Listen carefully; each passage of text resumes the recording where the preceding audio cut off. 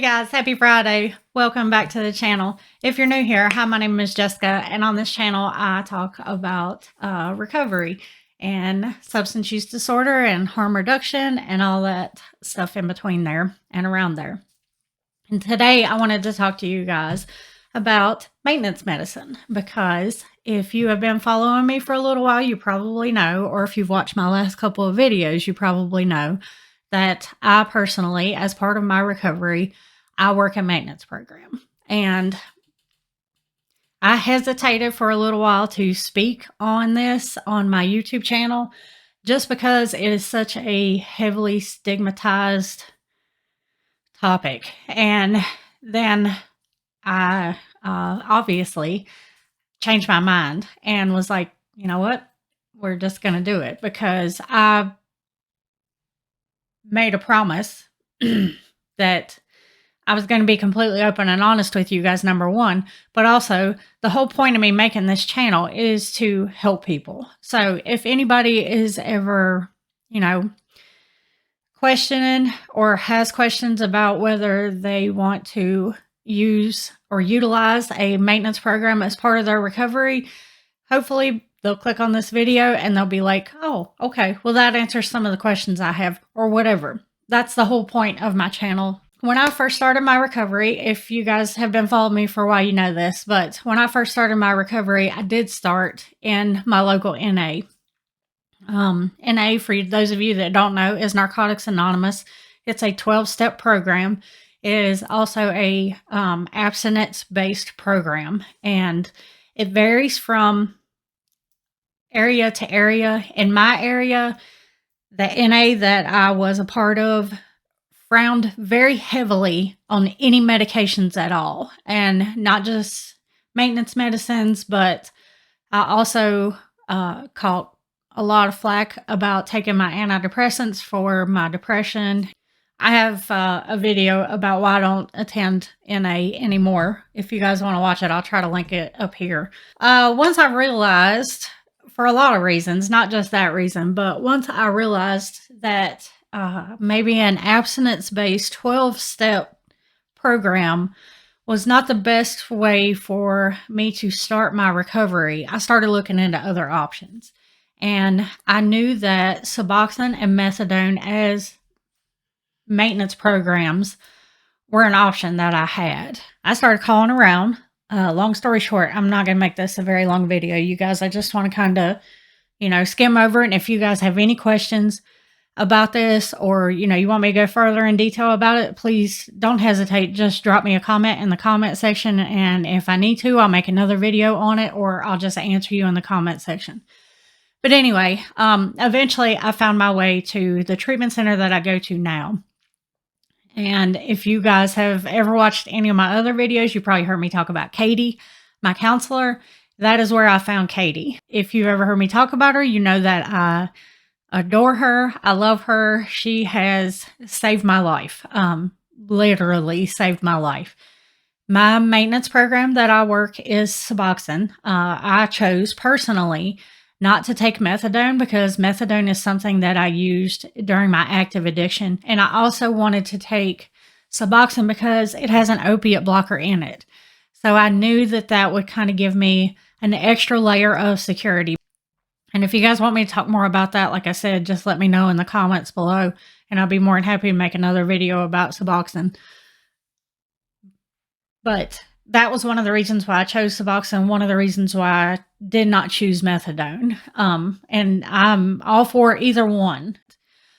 So I started on, I don't even remember the milligram. And to be honest with you, it doesn't matter. And I'm not going to go into what milligram I take now or anything. I will tell you guys that it's a low dose. I have a set limit with me and Katie and the doctor that runs the treatment facility, that even if I ask for my dose to go up, we have just agreed between the three of us that we're not going to go up over this set limit. And I made that choice at the very beginning, because at the very beginning I had heard a lot about that it was hard to come down off of Suboxone.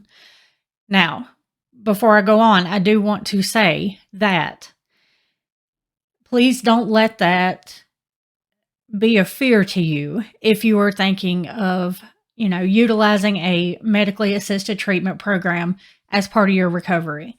Because if you do your research and you join a treatment facility or find a doctor that is willing to work with you and, sit down with you and talk to you about your recovery, listen to your needs, listen to your wants, and they will, work with you and do a honest taper down. Coming down and tapering off of any maintenance medicine is not a problem.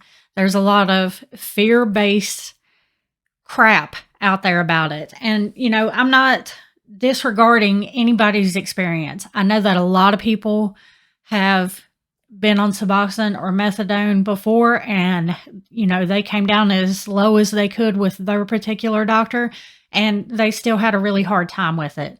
I know that. And I'm not disregarding your experience at all if you're one of those people, so please don't take it that way. All I am saying is that if you can find a doctor that is willing to work with you and step down your dose, a very gradual taper, and just be patient about it, it's not as horrible as what everybody makes it to seem. Is it going to be the most pleasant experience in your life? Probably not. You're going to have some discomfort, but it's not as bad as what it was when we were all in active use. It's not like you've gone all this time and you're out there getting high. There's a big difference in going through active withdrawals when you're in active use and having your doctor help you taper down off of maintenance medicine while you're in recovery. That's what I'm trying to say. There's so much fear about maintenance medicines out there, and there's also so much stigma around them because you hear so many people telling you if you're working a maintenance program that you're not sober and that you traded one drug for another. To those people, I say that's complete and utter bullshit. And we're not here to judge people's recovery. Maintenance programs are recovery. Just like NA is recovery, AA is recovery, Dharma recovery is recovery, Celebrate recovery is recovery, faith-based programs are recovery, taking the Vivitrol shot is recovery. You guys have heard me say this a million times. There are an infinite way that people can recover. Our recovery pathways are as unique and as individual as we all are. Please don't ever tell any person that they are recovering wrong or that they are not in recovery because they are recovering differently than you. One of the requirements for the center that I go to is that you have to participate in group counseling sessions and then individualized counseling sessions. And that honestly has been more of a help to me than anything else in my recovery right now. The groups and the individualized counseling sessions, because they have taught me so much. They have helped me so much as far as my recovery goes and what those groups and that individualized counseling has done for me. It's immeasurable. There's no way I could ever measure how much that stuff helps me. So it's not just that you go to a clinic and you get this medicine and there you go, bam, you're in recovery.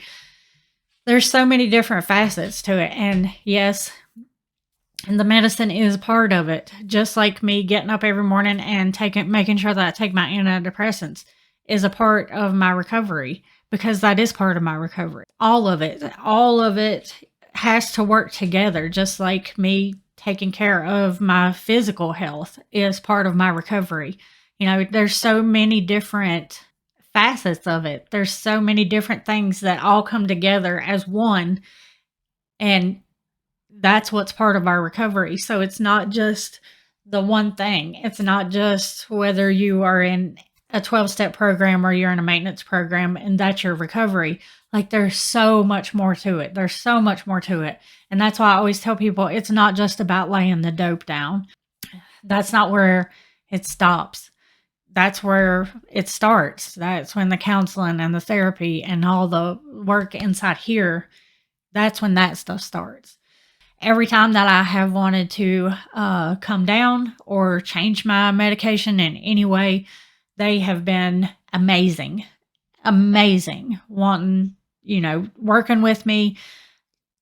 And they don't just do it like, oh, okay, yeah, you want to change your medicine. It's always, okay, well, why? Why do you want to do this? Why do you want to go up, go down? Whatever the case may be, whatever change I want to make, they keep up with my other medications to make sure, that I'm not going to take anything that's going to interfere or vice versa. It has been such a life-changing experience for me. And yeah, it's a little scary to put it out on the internet that I'm in a maintenance program and that's part of my recovery, just because I know that eventually there's going to be people that are going to come on and be like, oh, well, you're not clean. You're not sober. You're not in recovery. As far as those people go, I don't care if people don't think that I'm in recovery because I work a maintenance program. I don't care about that. The reason that I care about having comments like that on my social media is because there's other people out there that are going to see that. And I don't want someone that is struggling and trying to figure out a pathway to recovery to see a comment like that and be like, oh, well, there's an option that I can't take. Because if I go from active use to a maintenance program, then I'm not really in recovery. And that's why I care about comments like that. So please don't think that, because the difference in, like I've said before, the difference in active use and working your program of recovery, whatever that program may be, is massive. So if you are looking into any type of maintenance program, any type of recovery program at all, there's so many different ones out there, and there's new stuff being found all the time. I just did a video, yesterday actually, about out in California, they're paying people to stay sober. There's new stuff coming out all the time. So whatever way that you are looking into that works for you, that fits in your lifestyle, that works for you mentally and emotionally and physically, that fits into your lifestyle, if that works for you as recovery, do it, honey. Do it. And don't let anybody tell you that it's not recovery. Just because it doesn't match their recovery doesn't mean that's not recovery. And if you're one of those people that gatekeeps recovery and says, if you don't do it my way, you're not doing it the right way, please stop. Please stop. Because this is people's lives that we're dealing with.